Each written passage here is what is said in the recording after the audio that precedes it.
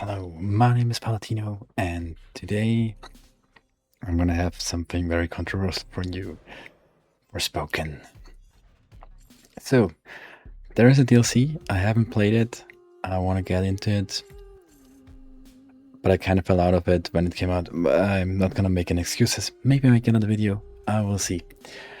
But we're gonna continue, I have something prepared. First off, we are at the Belfry, which is basically the skin tower thingy. But it has a pretty cool gimmick, I would say. You can look around, you can mark things, you have a pretty good outlook on the map around you. And you can also see where other belfries and other things are, which is pretty nice. And where they approximately are from your perspective. So, as you can see, I marked some things that we're gonna run to and fight some enemies and stuff. There are lots of materials around here, so let's go into the menus first. First we have the journal, then we have the map, which I love because it's a 3D map, a really nice detailed 3D map, which loads of things to find, like ruins, which are mostly for item, story parts, world building. The small dots are chests, and you can zoom out more for a faster view and a top-down view of overall the things. Then there are the refuge, where it's your fast travel, relax point, save point, healing point. Then we have the monuments, which are basically small upgrades to Frey, the main character. Village fortress, caves, ruins, which are also mostly for items. The labyrinth, there are, I think they are for the caves and the nails. I don't remember if they're for the necklaces too. But hey, there are also monuments, Tanta Familiars, which are the cats, and flashbacks, which are more story building for the, well, Tantas, which are the bad guys and kind of the good guys. I'll get into that later.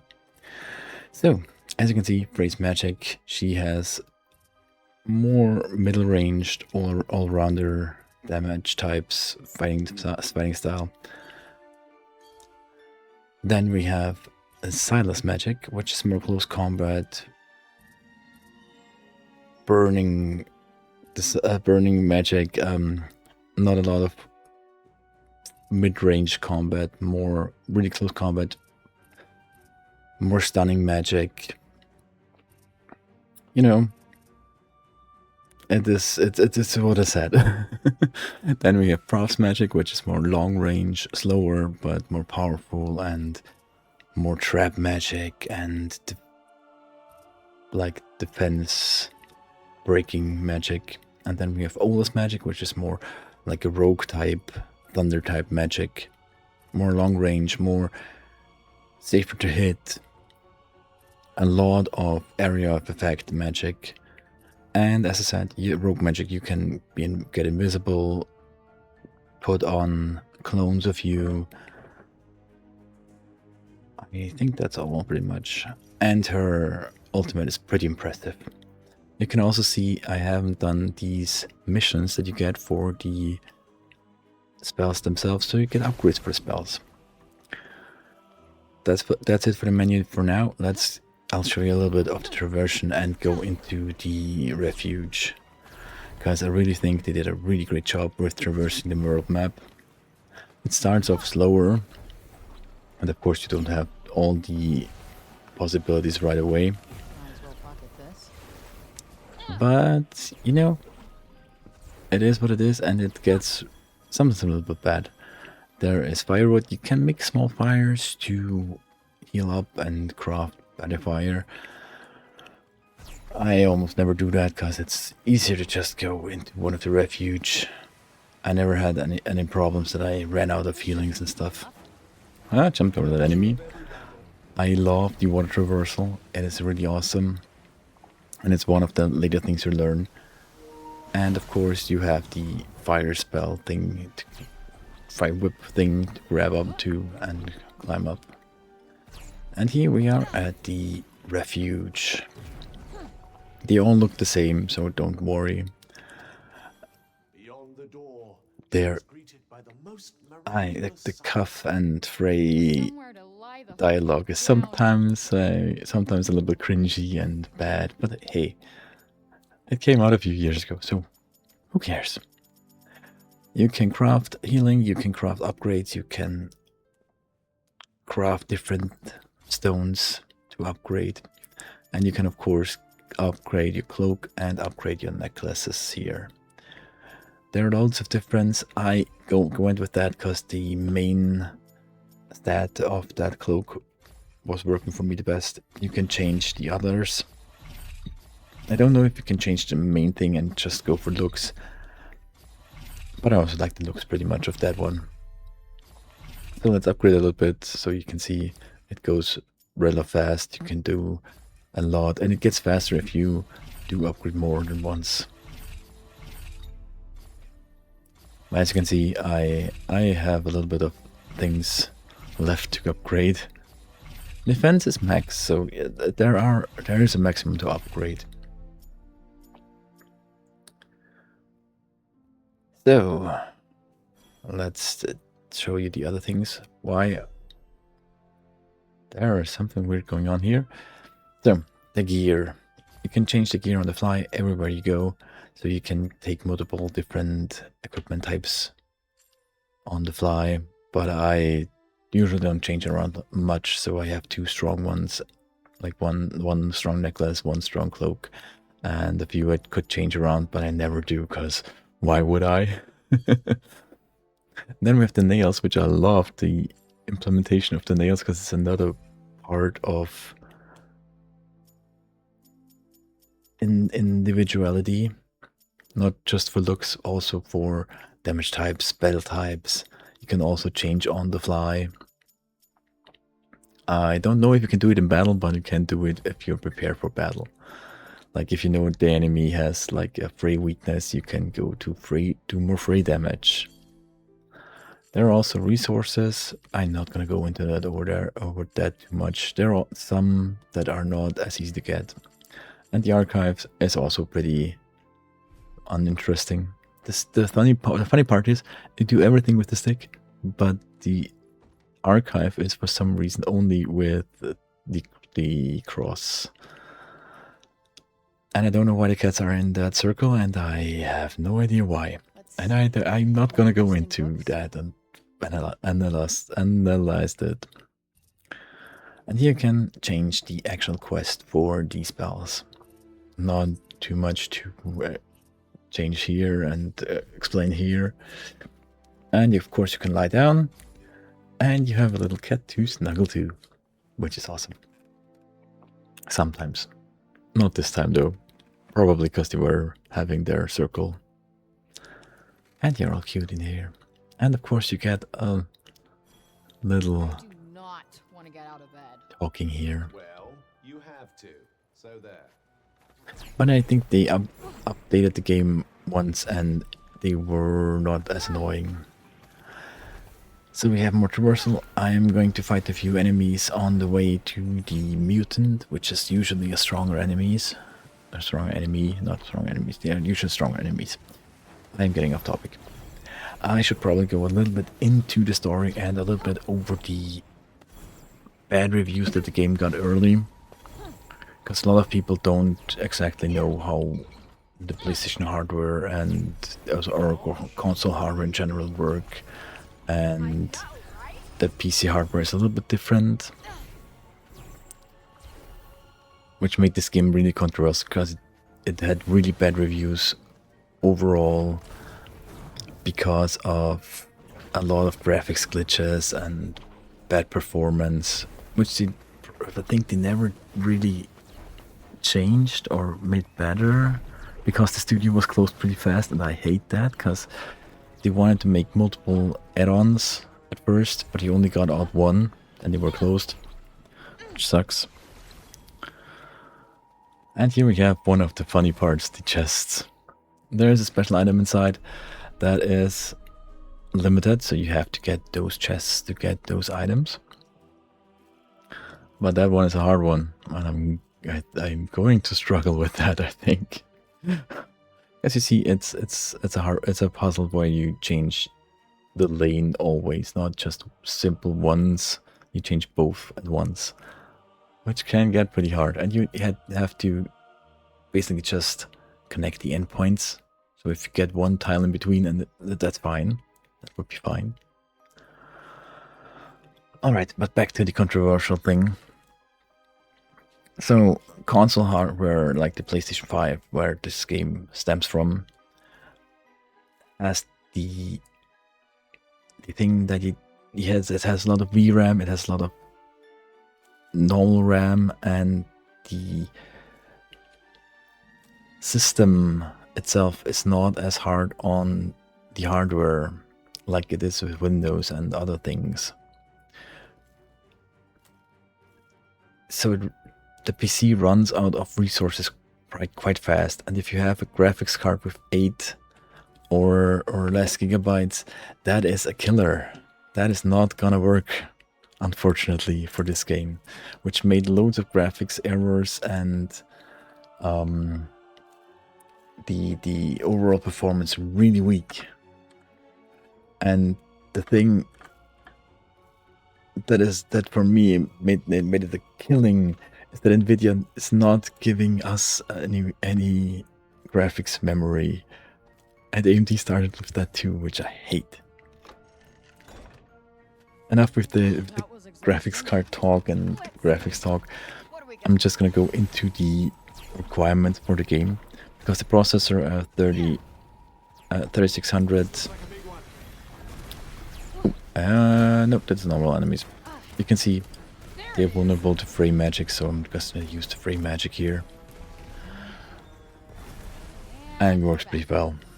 So, yeah, 3600 or an i7 8700K, that's a pretty high processor, but okay, it's not that bad. I would say it's a few years old and it's not that expensive to get. But the RAM, you need 24 gigabytes of RAM recommended. That is a lot for that time when it came out. And that's the thing that's really bugging me, because they recommend a 3070 with 8 gigabytes of video RAM, which is to me not enough on my opinion. And the AMD side, they put a 6700 XT with 12 gigabytes of RAM, which would be better on my opinion, because the VRAM recommendation that they have is the problem that it had, I think. Because usually consoles have more video RAM, and that's why some games are just better on console, because it have the greater video RAM. Okay, back on topic. There was also a after the game tanked, basically, because the reviews were bad and stuff, and a lot of YouTube reviews were pretty bad on the game. You know, still love it on console. On PC, where most of the reviews came from, it was horrendous, apparently. Yeah. The developer came out and said, oh yeah, Sony executives, blah blah blah, told us what to do, and we had to change the story multiple times. Even though I think the gameplay itself didn't change a lot, so that was a pretty nice thing. But that's also one of the caveats I have from the game that I really don't like.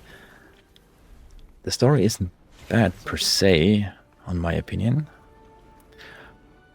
but it feels like it was cut up. Like, the main character Frey wants to get back to her world. She's not from this world, as you may have gathered, or may have not, I don't know. But she and at the end of one chapter, she's like, okay, I am helping you guys, I am doing what I have to do, so you help me. And at the start of the next chapter, she's basically, okay, fuck, not that bad of a word, but basically, leave me alone, guys, I'm doing my own thing now, because I want to get back home. There's no implementation of how much time went on, what happened, if there happened something. Ray is sometimes really for the people and does things that all the people like, and she's the new hero, and then the next moment she's the most hated person in the whole city, which doesn't make it just sometimes doesn't make sense. A lot of things that people also didn't like is that the world is so big and empty. That empty was with exclamation points, because I don't feel it's empty. It has a lot to read to have the world explained, which most people didn't. I did read a lot. I didn't read all of it, I have to say. I didn't read, but I read a lot, and you see why the Tantas, the rulers, how they worked, why they were loved, and you sometimes see still things that are working, why they work for them, or why they still love them, even though they basically tried to destroy the world and all that. And there was this war. You always get tidbits of the war, how long it went on, that the Tantas fought, and they didn't want to fight. They got attacked, and that this craziness spread, and there is like a fog here that kills normal people, but the Tantas were fine, and that's why Frey's fine, because she has the magic powers of the Tantas, even though she's from another world. But you also had the cuff that gave her the powers,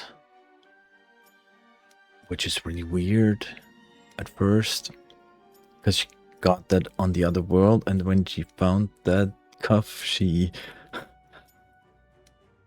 got sucked in this world. So, you know, it's a little weird. Then there was this strange dragon kind of thing at the start. It just sometimes didn't feel like it belonged there, the whole story parts that went on.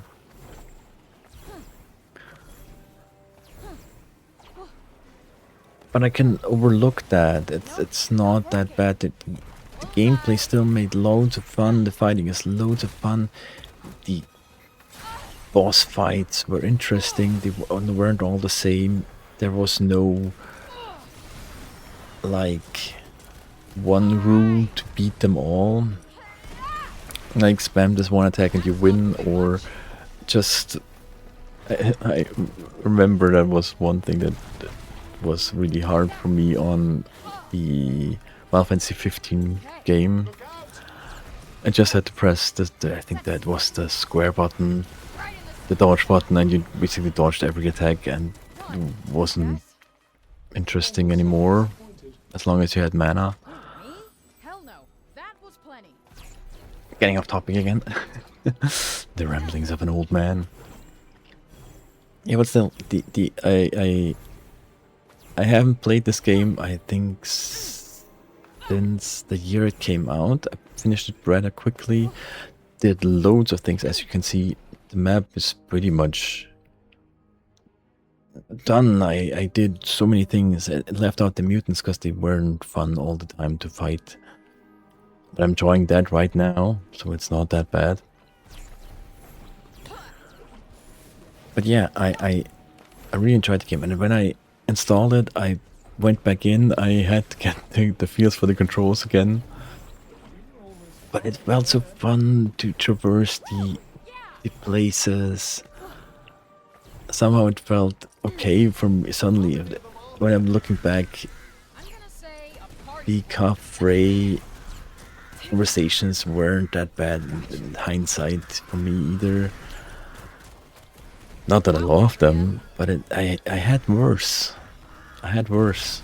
With games that are far more beloved than this one.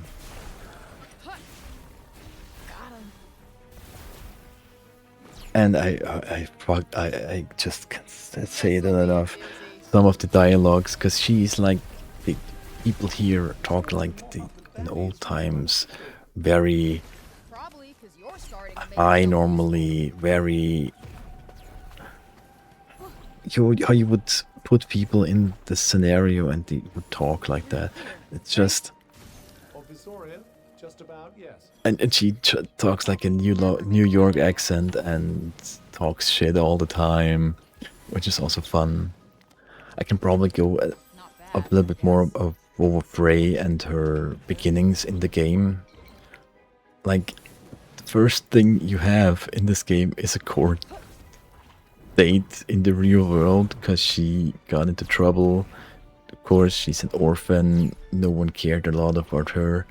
The only person that really cared about her is the judge.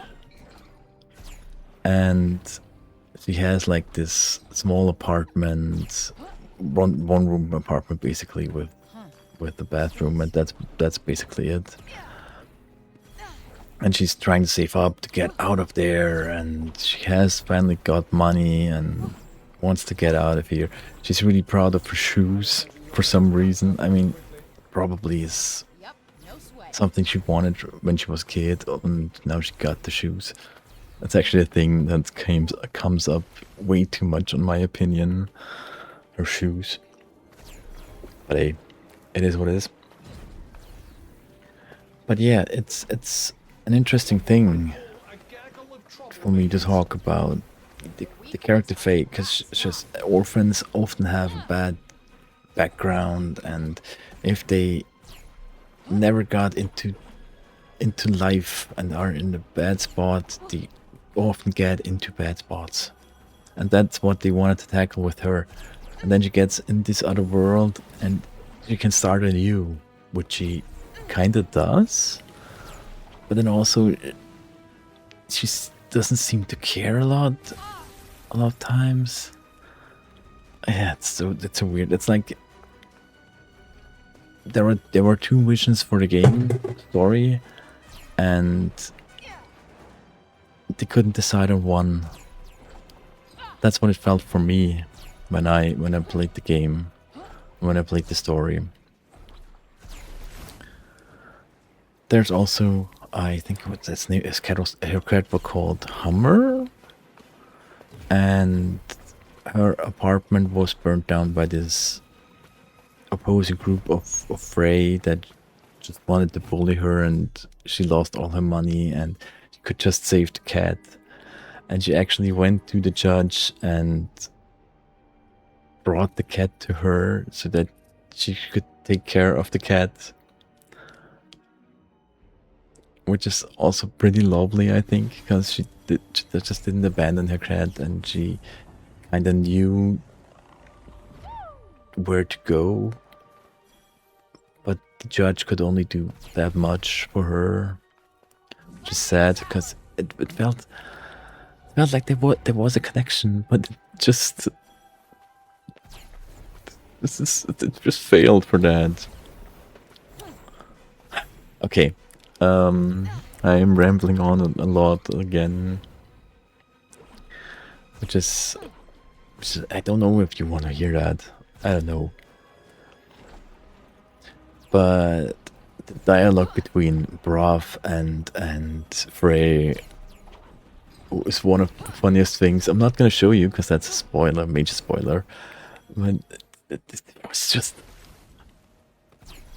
I actually went back and looked at the cutscene a few times because it was just so freaking funny. Okay, I am struggling to get up there, but it's fine. I'll get it. I'll just get it later, or I can probably jank it somehow. I'm trying to search for a spell that would help me get up there. Whatever.